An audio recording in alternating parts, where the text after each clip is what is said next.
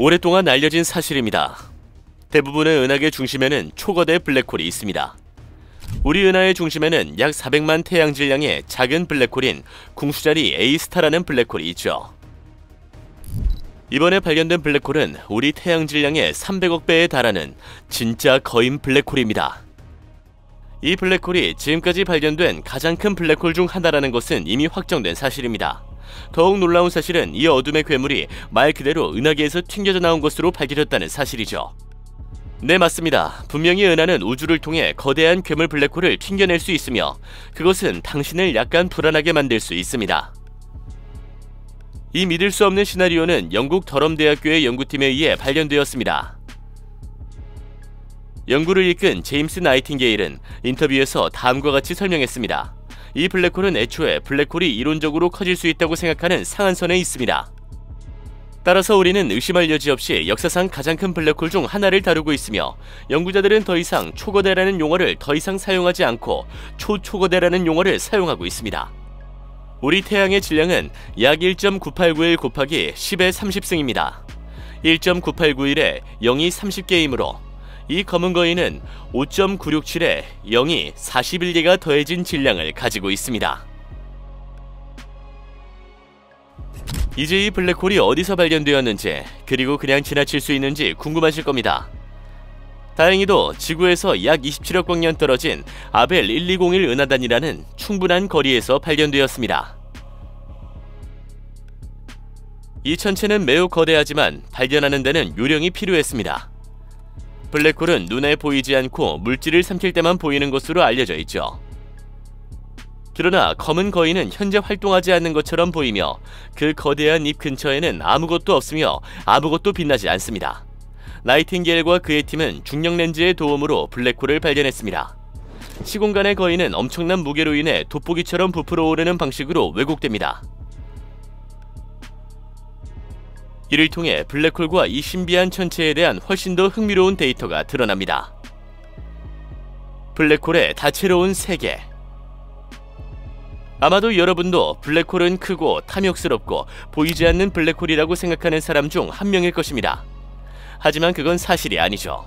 블랙홀의 세계는 생각보다 훨씬 다양하며 이 물체들은 의심할 여지 없이 우주에서 가장 흥미로운 구조 중 하나입니다. 순수하게 물리적인 측면에서 블랙홀은 밀도가 너무 높아서 물질이나 빛이 엄청난 중력에서 벗어날 수 없는 물체 또는 장소입니다.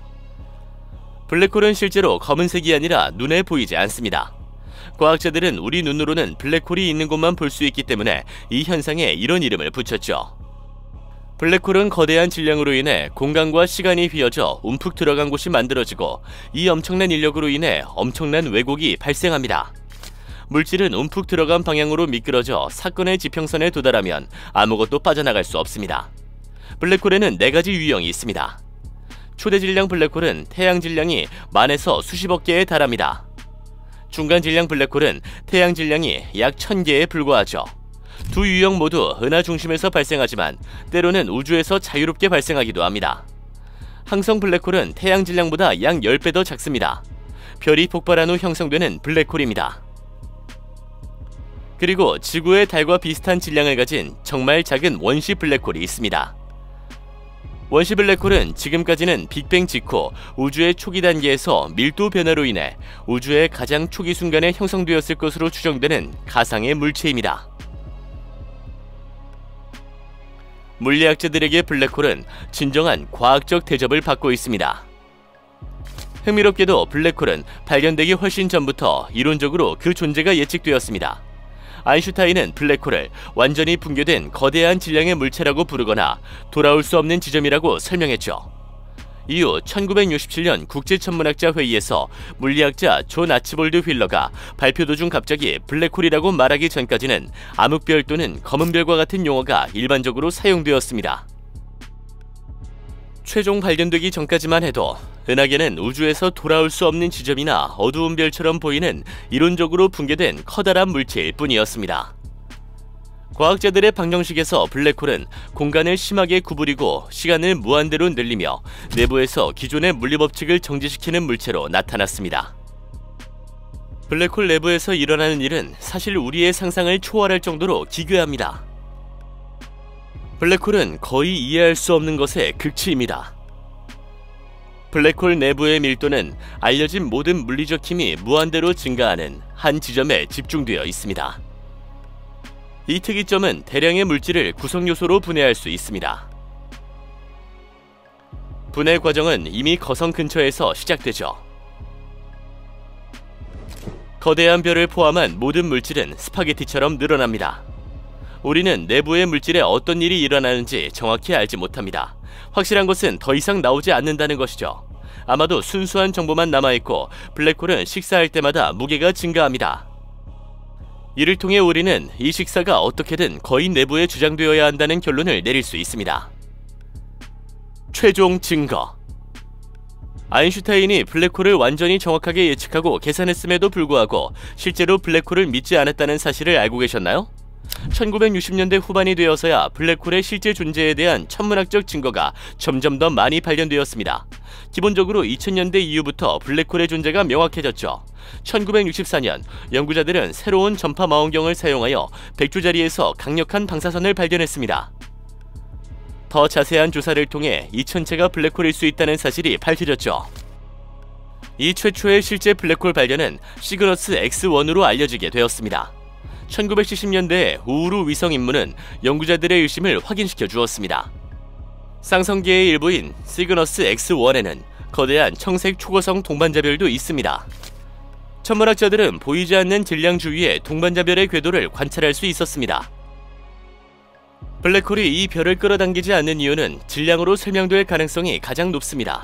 청색 초고성은 우주에서 가장 큰 별 중 하나이며 블랙홀의 크기와 쉽게 맞먹을 수 있기 때문이죠.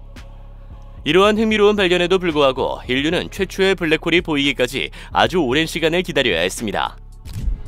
연구자들은 은하 중심에 있는 블랙홀을 관찰하고 중력파를 측정하여 처음으로 블랙홀을 사진으로 찍는 데 성공했습니다.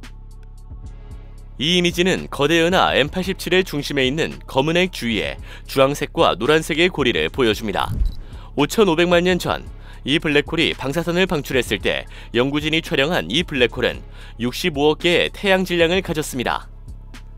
이 블랙홀의 중력은 은하의 엔진과 같은 역할을 합니다. 중심부의 엄청난 중력이 별의 움직임을 일으키고 우리 은하와 같은 은하의 나선형 팔도 움직이게 합니다. 블랙홀이 물질을 소비할 때 엄청난 양의 힘이 방출됩니다. 때때로 이러한 힘의 흐름이 너무 커서 거대한 방사 제트가 검은 거인에서 튀어나와 은하계 가장자리 너머까지 뻗어나갈 수 있습니다. 우주 최초의 물체? 새로운 제임스 웹 우주망원경은 최근 우주 최초의 블랙홀로 추정되는 물체 6개를 발견했습니다. 이 의혹이 사실로 밝혀진다면 이 블랙홀은 빅뱅 이후 5억 년 동안 존재했을 것이며 의심할 여지 없이 초질량급을 대표하는 블랙홀이 될 것입니다. 물론 블랙홀이 어떻게 그렇게 빠르게 성장할 수 있는지, 그리고 블랙홀이 어떻게 만들어지는지 자문해봐야 합니다.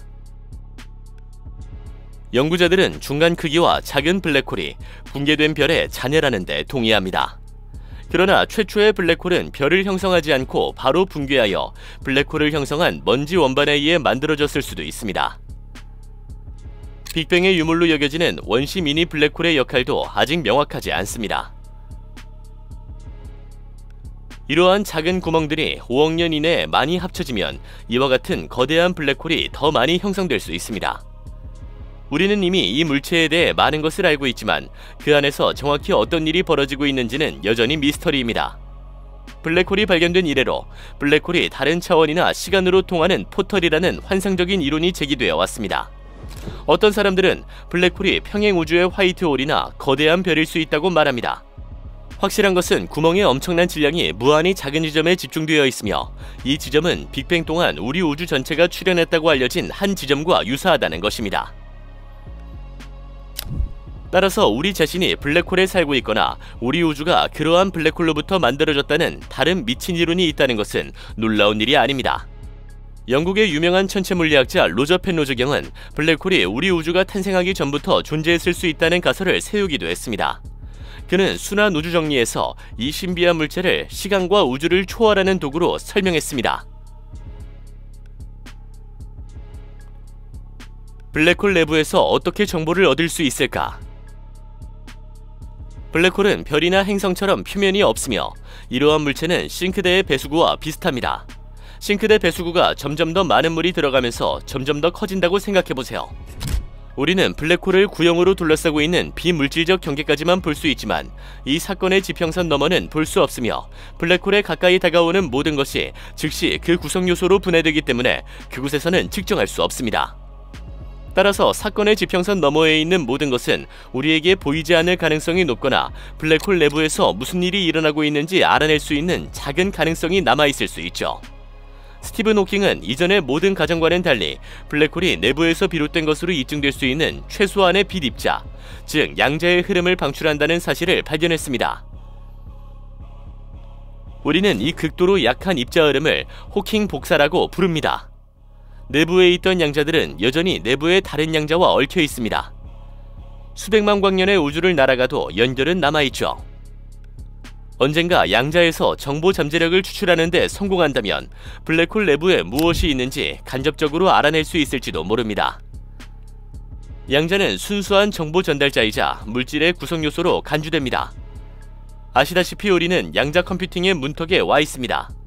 이 슈퍼컴퓨터는 이미 현재 테스트 중이며 성능과 지능 면에서 이전의 컴퓨터를 훨씬 능가할 것입니다.